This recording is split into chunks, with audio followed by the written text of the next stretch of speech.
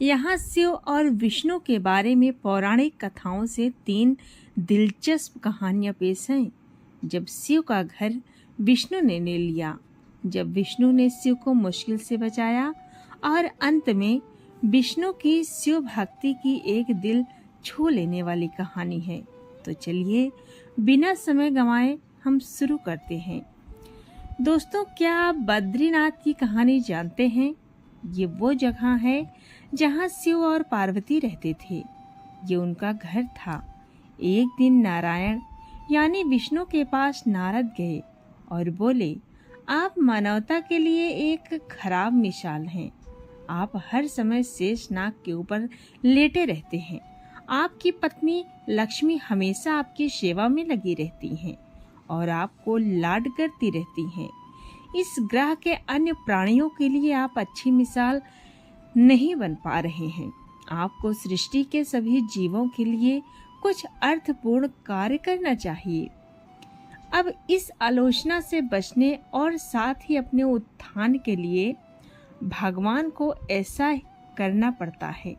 विष्णु तप और साधना करने के लिए सही स्थान की तलाश में नीचे हिमालय तक आए।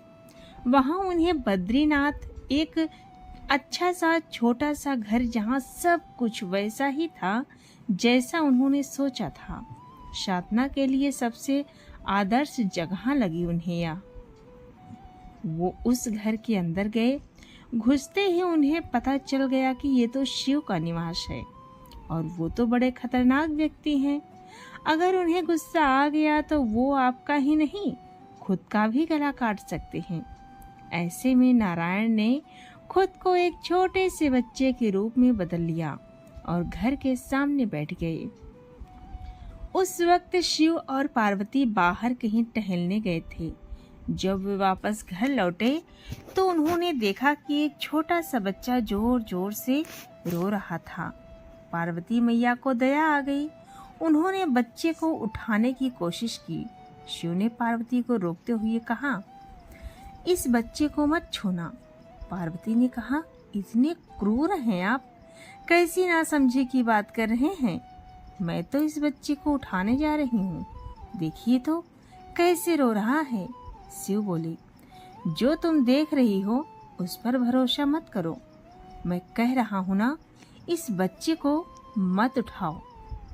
बच्चे के लिए पार्वती की स्त्री सुलभ मनोभावना ने उन्हें शिव की बातों को नहीं मानने दिया। उन्होंने कहा, आप कुछ भी कहें, मुझे कोई फर्क नहीं पड़ता। मेरे अंदर की माँ बच्चे को इस तरह रोते नहीं देख सकती। मैं तो इस बच्चे को जरूर उठाऊंगी। और ये कहकर उन्होंने बच्चे को उठाकर अपनी गोद में ले लिया। बच्चा पार्वती की गोद में आराम से था और शिव की तरफ बहुत ही खुश होकर देख रहा था। शिव इसका नतीजा जानते थे, लेकिन करें तो क्या करें। इसीलिए उन्होंने कहा, ठीक है, चलो देखते हैं क्या होता है। पार्वती ने बच्चे को खिला पिलाकर चुप किया और वहीं घर पर छोड़कर खुद शिव के साथ गर्म पानी में स्नान के लिए बाहर चली गईं। वहां पर गर्म पानी के कुंड हैं। उसी कुंड पर स्नान के लिए शिव पार्वती चले गए। लौट कर आए तो देखा कि घर अंदर से बंद था। शिव तो जानते ही थे कि अब खेल शुरू हो गया है। पार्वती हैरान थी कि आखिर दरवाजा किसने बंद किया। शिव बोले, मैंने कहा था ना, इस बच्चे को मत उठाना। तुम बच्चे को घर के अंदर लाई और अब उसने अंदर से दरवाजा बंद कर लिया। पार्वती ने कहा, अब हम क्या करें? शिव के पास 2 विकल्प थे। एक, जो भी उनके सामने है उसे जलाकर भस्म कर दें, और दूसरा, वे वहां से चले जाएं और कोई दूसरा रास्ता ढूंढ लें। उन्होंने कहा, चलो कहीं और चलते हैं, क्योंकि ये तो तुम्हारा प्यारा बच्चा है, इसीलिए मैं इसे छू भी नहीं सकता। मैं अब कुछ नहीं कर सकता, चलो कहीं और चलते हैं। इस तरह शिव और पार्वती को अवैध तरीके से वहां से निष्कासित कर दिया गया। वे दूसरी जगह तलाश करने के लिए पैदल ही निकल पड़े। दरअसल बद्रीनाथ और केदारनाथ के बीच एक चोटी से दूसरे चोटी के बीच सिर्फ 10 किलोमीटर की दूरी है।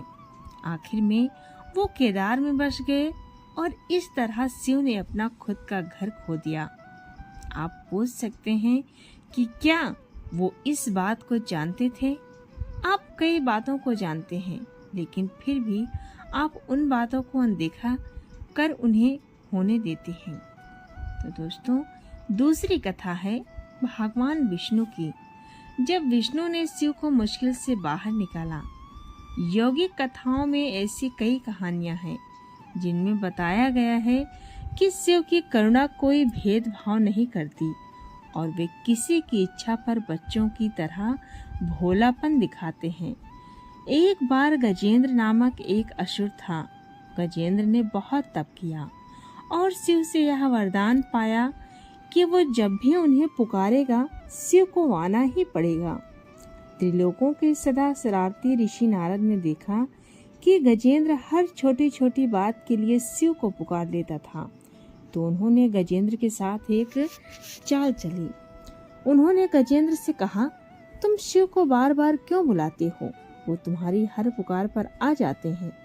क्यों नहीं तुम उनसे कहते कि वो तुम्हारे अंदर आ जाएं और वहीं रहें, जिससे वो हमेशा तुम्हारे अंदर होंगे। गजेंद्र को ये बात अच्छी लगी और फिर उसने शिव की पूजा की। जब शिव उनके सामने प्रकट हुए तो वो बोला, आपको मेरे अंदर रहना होगा, आप कहीं मत जाइए। शिव अपने भोलेपन में एक लिंग के रूप में गजेंद्र में प्रवेश कर गए और वहां रहने लगे। फिर जैसे जैसे समय बीता, पूरा ब्रह्मांड शिव की कमी महसूस कर रहा था। कोई नहीं जानता था कि वो कहाँ है। सभी देव और गण शिव को खोजने लगे।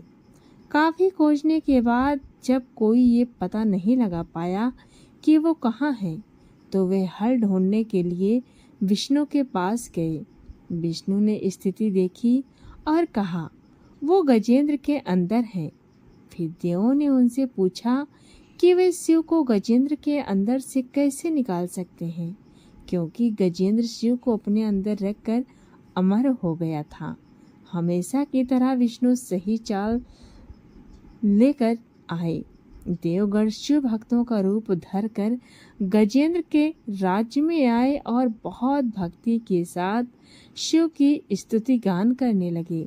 शिव का महान भक्त होने के कारण गजेंद्र ने इन लोगों को अपने दरबार में आकर गाने और नाचने का न्योता दिया। शिव भक्तों के वेश में देवों का यह दल आया और बहुत भावनाओं के साथ, बहुत भक्ति पूर्वक वे शिव के लिए भक्ति गीत गाने और नाचने लगे। शिव, जो गजेंद्र के अंदर बैठे हुए थे, अब खुद को रोक नहीं सकते थे। उन्हें जवाब देना ही था, तो वह गजेंद्र के टुकड़े टुकड़े करके उनसे बाहर आ गए। अगली कथा है विष्णु की शिव भक्ति। शिव की पूजा देवता और राक्षस, देव असुर, श्रेष्ठ और अधम दोनों करते हैं। वो हर किसी के लिए महादेव हैं। विष्णु भी पूजा उनकी करते हैं। विष्णु की शिव भक्ति को बताने वाली एक बहुत ही सुंदर कहानी है। चलिए प्रारंभ करते हैं। एक बार विष्णु ने शिव से वादा किया कि वो शिव को 1008 कमल अर्पित करेंगे। वो कमल के फूलों की तलाश में गए और पूरी दुनिया में खोजने के बाद भी उन्हें सिर्फ 1007 कमल के फूल मिले। एक कम था। उन्होंने आकर सब कुछ शिव के सामने रख दिया। शिव ने अपनी आंखें नहीं खोली, वो सिर्फ मुस्कुराए, क्योंकि एक कमल कम था। फिर विष्णु ने कहा, मुझे कमल नयन कहा जाता है, जिसका अर्थ है कमल के फूलों की तरह आंखों वाला भगवान। मेरी आंखें किसी तरह की कमल की तरह ही सुंदर हैं, तो मैं आपको अपनी एक आंख अर्पित करता हूँ। और उन्होंने तुरंत अपनी दाहिनी आंख निकालकर लिंग पर रख दी। इस तरह की भेंट से प्रसन्न होकर शिव ने विष्णु को प्रसिद्ध सुदर्शन चक्र दिया। तो दोस्तों, ये थी पौराणिक 3 कथाएं। आपको कैसी लगी कमेंट में ज़रूर बताएं। और अच्छी लगी तो इस वीडियो को लाइक करें, शेयर करें और चैनल को सब्सक्राइब करना तो बिल्कुल भी न भूलें, क्योंकि हम आपके लिए इस तरह की पौराणिक कथाएं और रोचक जानकारी सनातन धर्म से लेकर आते रहेंगे। तो बोलिए राधे राधे, जय श्री कृष्णा।